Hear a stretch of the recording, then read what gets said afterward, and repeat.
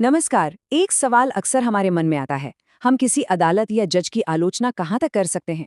आज हम इसी पावरफुल कॉन्सेप्ट के बारे में बात करने वाले हैं। कोर्ट की अवमानना की शक्ति। ये एक ऐसा कानून है जो समझिए जुडिशरी की ताकत और हमारी बोलने की आज़ादी के बीच एक बहुत ही बारीक सी लकीर खींचता है। तो सवाल सीधा है, क्या किसी जज या कोर्ट के फैसले को क्रिटिसाइज करने पर सजा हो सकती है? यही वो बड़ा सवाल है जो इस पूरी बहस की जड़ है। और हाँ, इसका जवाब उतना सिंपल नहीं है जितना सुनने में लगता है। तो सबसे पहले ये समझते हैं कि ये कंटेम्प्ट ऑफ कोर्ट या न्यायालय की अवमानना है क्या चीज़। देखिए, सीधा सीधा मतलब है कोई भी ऐसा काम जो या तो कोर्ट की अथॉरिटी को कम करे या उसकी डिग्निटी यानी गरिमा को चोट पहुंचाए। और एक बात यहाँ बहुत ज़रूरी है, ये कानून किसी एक जज को बचाने के लिए नहीं है। नहीं, इसका असली मकसद है पूरे जस्टिस सिस्टम को प्रोटेक्ट करना, ताकि वो बिना किसी दबाव के सही से काम कर सके। तो सवाल ये उठता है कि कोर्ट्स के पास ये इतनी बड़ी पावर आती कहाँ से है? क्या ये कोई आम कानून है? बिल्कुल नहीं। इसकी जड़ें हमारे संविधान, हमारे कॉन्स्टिट्यूशन में बहुत गहरी हैं। ये पावर आती है सीधे संविधान के आर्टिकल 129 से। ये आर्टिकल सुप्रीम कोर्ट को एक कोर्ट ऑफ रिकॉर्ड का दर्जा देता है। अब इसका मतलब क्या है? इसका मतलब है कि सुप्रीम कोर्ट के पास अपनी ही अवमानना के लिए सजा देने की इनबिल्ट पावर है। ये पावर उसे सीधे सीधे कॉन्स्टिट्यूशन से ही मिली है। और ये सिर्फ सुप्रीम कोर्ट के लिए नहीं है। ठीक इसी तरह का एक और आर्टिकल है, आर्टिकल 215। ये देश की सभी हाई कोर्ट्स को बिल्कुल यही दर्जा और यही पावर देता है। मतलब हाई कोर्ट्स भी अपनी अवमानना के लिए सजा सुना सकती हैं। और देखिए, सुप्रीम कोर्ट ने खुद इस पावर की इंपॉर्टेंस को कई बार समझाया है। एक केस में कोर्ट ने साफ साफ कहा कि ये जो पावर है ये इनएलिएनेबल है। मतलब इसे किसी भी दूसरे कानून से ना तो छीना जा सकता है और ना ही कम किया जा सकता है। ये कोर्ट्स का एक बेसिक, एक फंडामेंटल कॉन्स्टिट्यूशनल राइट है। अच्छा, तो ये तो हो गई पावर की बात। अब देखते हैं कि ये काम कैसे करती है। मोटे तौर पर कंटेम्प्ट को दो हिस्सों में बांटा जाता है। एक है सिविल कंटेम्प्ट और दूसरा है क्रिमिनल कंटेम्प्ट। मकसद दोनों का एक ही है, लेकिन इनके होने के कारण और इनका नेचर वो अलग अलग है। तो सिविल और क्रिमिनल कंटेम्प्ट में फर्क क्या है? देखिए, सिविल कंटेम्प्ट सीधा साधा मामला है। जब कोई जानबूझ के कोर्ट के किसी ऑर्डर को मानने से मना कर दे। मान लीजिए कोर्ट ने कहा कि आपको फला पार्टी को पैसे देने हैं और आप नहीं देते, तो ये हो गया सिविल कंटेम्प्ट। लेकिन क्रिमिनल कंटेम्प्ट वो इससे कहीं ज्यादा सीरियस है। ये तब होता है जब कोई कुछ ऐसा लिख दे या कह दे जो सीधा सीधा कोर्ट की अथॉरिटी पर ही हमला हो या फिर जस्टिस के रास्ते में रुकावट डाले। अब ये जो क्रिमिनल कंटेम्प्ट है ना, इसे थोड़ा और समझते हैं। कानून के हिसाब से इसमें 3 तरह के एक्ट्स आते हैं। पहला है कोर्ट को स्कैंडलाइज करना, मतलब ऐसे झूठे आरोप लगाना जिससे लोगों की नज़र में जुडिशरी की इमेज खराब हो। दूसरा, किसी चलते हुए केस में दखल देना, मतलब उसे प्रेजुडिस करना, जैसे किसी केस पर फैसला आने से पहले ही मीडिया में ट्रायल शुरू कर देना।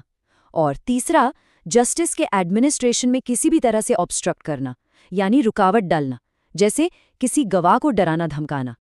तो अब हम आते हैं सबसे बड़े सवाल पर। एक तरफ है कोर्ट की ये जबरदस्त पावर और दूसरी तरफ है हम सबका बोलने की आज़ादी का अधिकार। तो कोर्ट इन दोनों के बीच बैलेंस कैसे बनाती है? इस सवाल का जवाब हमें कुछ बहुत ही लैंडमार्क अदालती फैसलों में मिलता है।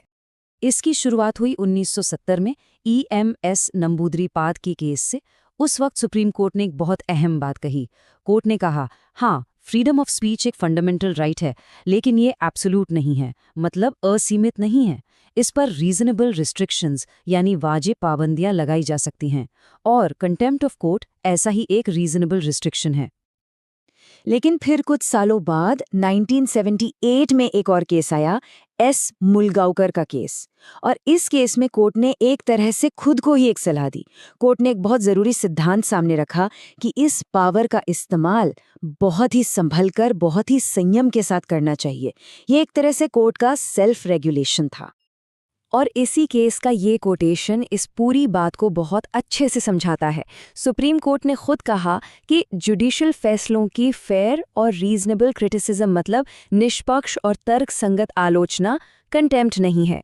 इस पावर को तभी यूज करना चाहिए जब वाकई में जस्टिस की गरिमा को कोई रियल खतरा हो। अब थोड़ा और आगे आते हैं आज के दौर में। 2020 का प्रशांत भूषण केस। इस केस ने इस पूरी डिबेट को सोशल मीडिया के ज़माने में ला खड़ा किया। और ये केस दिखाता है कि अब डिजिटल प्लेटफॉर्म्स पर किए गए कमेंट्स भी कंटेम्प्ट के दायरे में आ सकते हैं। इस केस में कोर्ट ने क्या कहा? कोर्ट ने कहा कि कोई भी ऐसा स्टेटमेंट जो जुडिशरी पर जनता के भरोसे को कम करता हो, उसे कंटेम्प्ट माना जा सकता है, फिर चाहे वो सोशल मीडिया पर ही क्यों ना कहा गया हो। इस केस ने एक बहुत बड़ा प्रेसिडेंट सेट किया कि स्कैंडलाइजिंग द कोर्ट का प्रिंसिपल अब सोशल मीडिया की इस बड़ी अनकंट्रोल्ड दुनिया पर भी लागू होगा। और यहीं से ये सवाल और भी बड़ा हो गया कि ऑनलाइन क्रिटिसिज्म की लाइन आखिर कहाँ खींची जाए। तो चलिए इस पूरे बातचीत को समेटते हैं। आखिर इस पूरी पावर का निचोड़ क्या है और ये इतनी ज़रूरी क्यों है? तो कुछ की पॉइंट्स जो हमें याद रखने हैं। पहली बात, ये पावर सिर्फ कानूनी नहीं बल्कि कॉन्स्टिट्यूशनल है। दूसरी, ये दो तरह की है, सिविल यानी ऑर्डर न मानना और क्रिमिनल यानी कोर्ट को बदनाम करना या उसके काम में रुकावट डालना। तीसरी और सबसे ज़रूरी बात, जुडिशरी को हमेशा अपनी पावर और फ्री स्पीच के बीच एक बैलेंस बनाना पड़ता है। चौथी, कोर्ट्स ने खुद कहा है कि इस पावर का इस्तेमाल बहुत कम और सावधानी से होना चाहिए। और आखिर में इसका मकसद किसी इंडिविजुअल जज को नहीं बल्कि पूरे जस्टिस सिस्टम को प्रोटेक्ट करना है। और ये सब हमें एक बहुत बड़े सवाल के साथ छोड़ जाता है।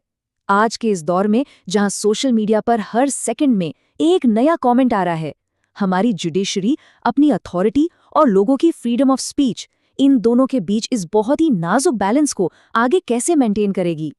ये एक ऐसा सवाल है जिसका जवाब हमारे डेमोक्रेसी के भविष्य के लिए बहुत अहम है।